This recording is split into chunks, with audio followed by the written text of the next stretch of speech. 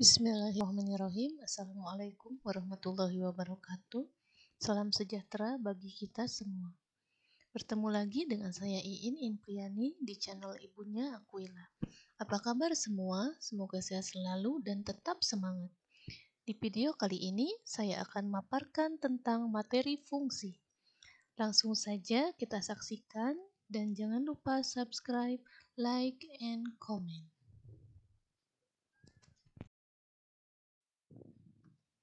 Pengertian fungsi yaitu sebuah fungsi f memetakan x ke y adalah suatu aturan yang memasangkan tiap anggota x pada suatu himpunan yaitu daerah asal dengan tepat sebuah nilai y dari himpunan kedua yaitu daerah kawan.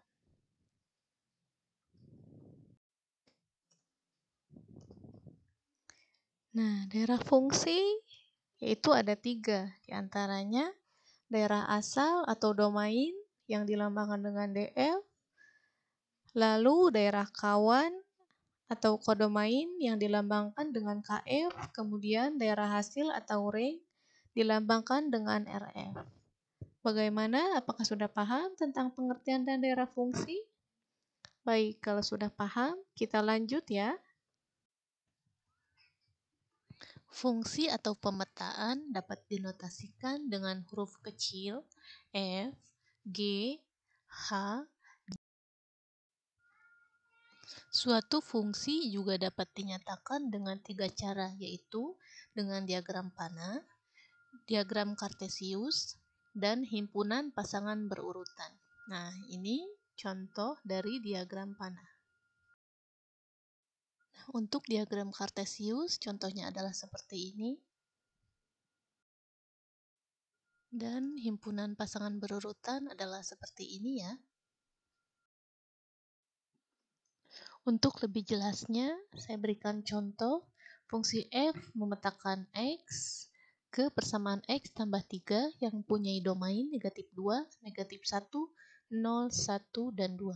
Tunjukkan fungsi f dalam diagram panah, kemudian nyatakan dalam himpunan pasangan berurutan, lalu tulis range dari f. Ya, kita lihat pembahasannya. Pertama, tentukan dalam diagram panah. Nah, ini adalah domain. Kemudian domainnya kita masukkan ke dalam rumus, ke dalam persamaan, yaitu x tambah 3. Nah, negatif 2 dimasukkan ke dalam persamaan ini, negatif 1, 0, 1, dan 2. Nah, di sini x-nya diganti oleh negatif 2. Oke, hasilnya adalah 1. Kemudian dan seterusnya hasilnya 2, 3, 4, 5. Dan ini adalah daerah hasilnya. Nah, untuk ini. Yang kedua, ditanyakan himpunan pasangan berurutan, yaitu negatif 2 dengan 1, negatif 1 dengan 2, 0 dengan 3, 1 dan 4, 2 dan 5. Nah, ini untuk himpunan pasangan berurutan. Nah, daerah hasilnya yaitu yang ini atau yang ini, seperti yang sudah kita hitung tadi. Baik, untuk lebih memahami, saya beri contoh yang kedua, yaitu suatu persamaan fungsi fx, yaitu setengah x tambah 1 dengan domainnya atau daerah asalnya 2, 4, 6, 8, dan 10. Tentukanlah daerah hasilnya, yaitu range-nya, kemudian pasangan berurutan.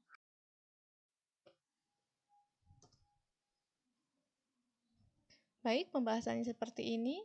Tadi domainnya yaitu 2, 4, 6, 8, dan 10.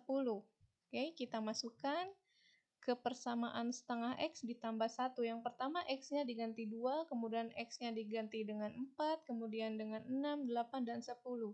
Hasilnya sudah bisa diketahui, yaitu untuk F2 sama dengan setengah dikali 2 tambah 1 sama dengan 1 tambah 1 sama dengan 2. Seperti ini, oke?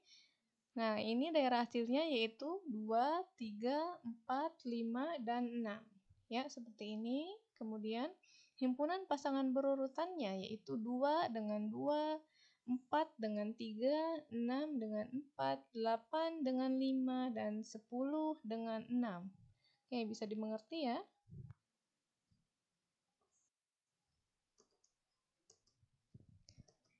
Baik, kita lanjut ke sifat-sifat fungsi. Ada 3 sifat fungsi, yaitu pertama fungsi injektif atau fungsi satu-satu, kemudian yang kedua fungsi surjektif atau disebut juga fungsi onto atau into atau juga disebut fungsi kepada. Kemudian yang ketiga adalah fungsi bijektif. Biasanya kita menyebutnya dengan korespondensi satu-satu. Oke, kita lihat ya. Nah, fungsi satu-satu atau fungsi satu-satu atau injektif yaitu jika fungsi F memetakan A ke B, setiap elemen B hanya mempunyai satu kawan saja di A, maka fungsi itu disebut fungsi satu-satu atau injektif. Kita lihat contohnya di sini. Ini fungsi satu-satu. Nah, ini bukan fungsi satu-satu. Bisa kita lihat di sini. Jadi anggota dari B ini hanya memiliki satu pasangan di A. Oke. Nah, kalau ini B-nya memiliki dua pasangan di A, jadi bukan fungsi injektif atau satu-satu.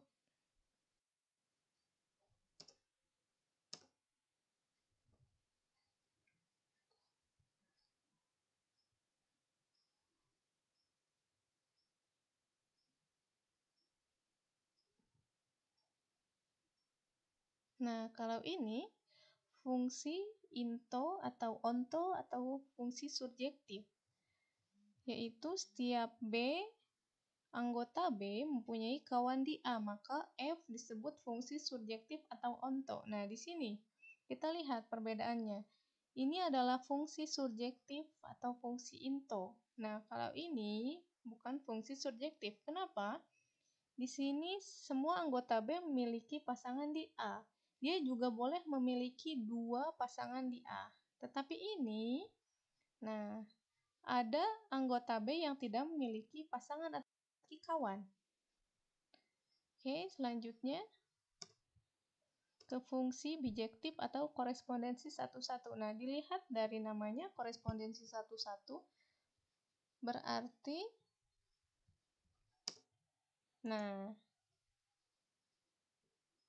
jadi di sini anggota A dan B itu pasti sama karena satu anggota A itu memiliki pasangan di B. Jadi semuanya mendapat pasangan dan tidak ada yang memiliki dua pasangan ataupun yang tidak berpasangan. Oke, seperti itu bisa dipahami untuk sifat-sifat fungsi.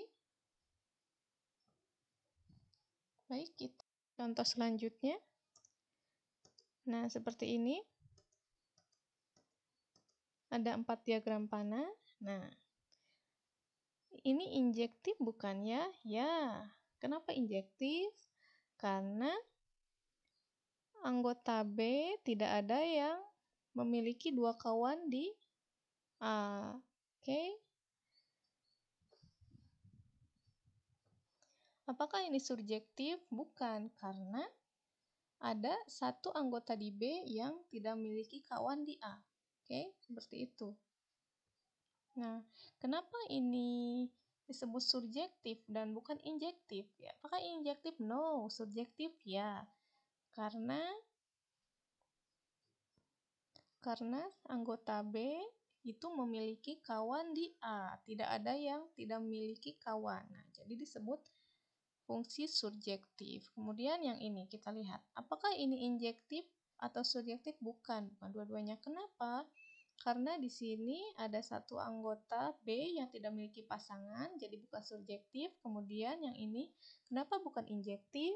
Karena ada anggota B yang memiliki dua kawan di A. Oke, seperti itu. Nah, yang keempat, kita lihat, apakah ini injektif atau surjektif?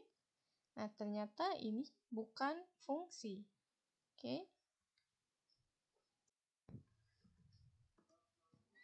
Nah, untuk menentukan banyaknya pemetaan, itu bisa kita lihat dengan rumus jika banyaknya anggota himpunan A adalah NA sama dengan A, dan banyaknya anggota himpunan B adalah NB sama dengan B kecil, maka banyaknya pemetaan yang mungkin dari A ke B adalah B pangkat A, dan banyaknya pemetaan yang mungkin dari B ke A adalah A pangkat B. Baik, untuk lebih memahami tentang menentukan banyaknya pemetaan, saya beri contoh soal di sini. Itu A, B, C, dan E. Tentukan banyaknya pemetaan yang mungkin dari A ke B. Oke, kita lihat pembahasannya di halaman berikutnya.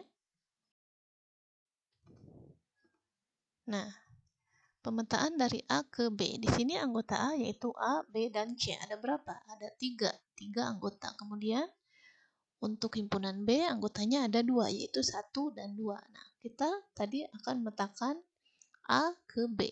Nah, rumusnya adalah B pangkat A. Nah, anggota B itu ada 2. Di sini kita lihat 2 pangkat dari anggota himpunan A ada 3, yaitu 2 pangkat 3. 2 pangkat 3 yaitu 2 kali 2 kali 2. Hasilnya adalah 8. Dan seterusnya. Oke, bisa kita lihat di sini. B pangkat A yaitu 3 pangkat 2, 3 pangkat 3, seperti di sini. Kemudian 4 pangkat 3, hasilnya juga sudah ada. Kemudian 4 pangkat 2. Oke, sudah cukup jelas?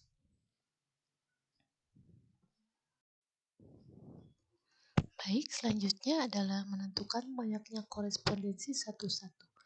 Korespondensi satu-satu adalah fungsi yang memetakan anggota dari himpunan A dan B, di mana semua anggota A dan B dapat dipasangkan sedemikian sehingga setiap anggota A berpasangan dengan tepat satu anggota B dan setiap anggota B berpasangan dengan tepat satu anggota A. Nah, rumusnya adalah seperti ini, yaitu N faktorial sama dengan N dikali N kurang 1 kali N kurangi 2 dan seterusnya.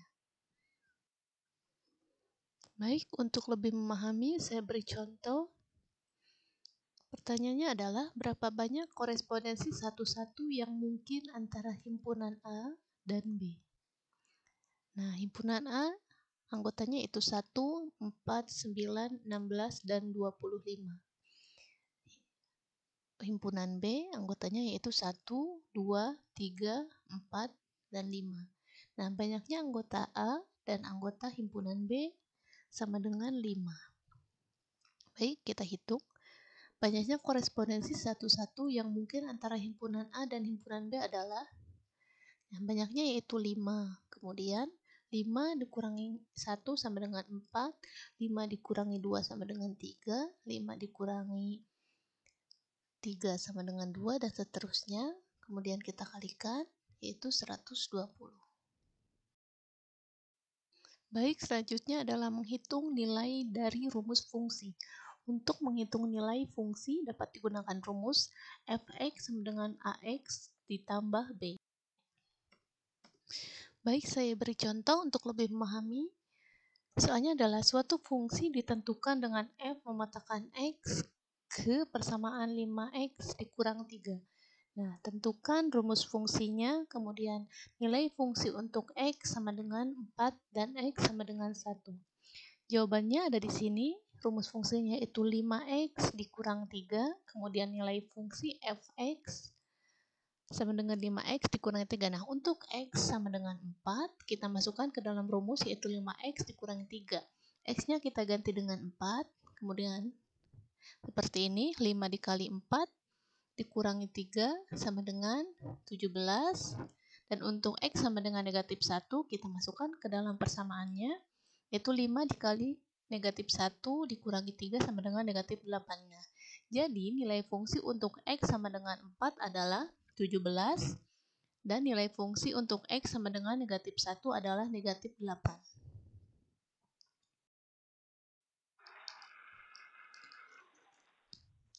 Itulah pemaparan dari video kali ini, semoga bermanfaat. Mohon maaf atas kekurangannya. Jangan lupa subscribe, like, and comment. Terima kasih. Selamat belajar anak-anak.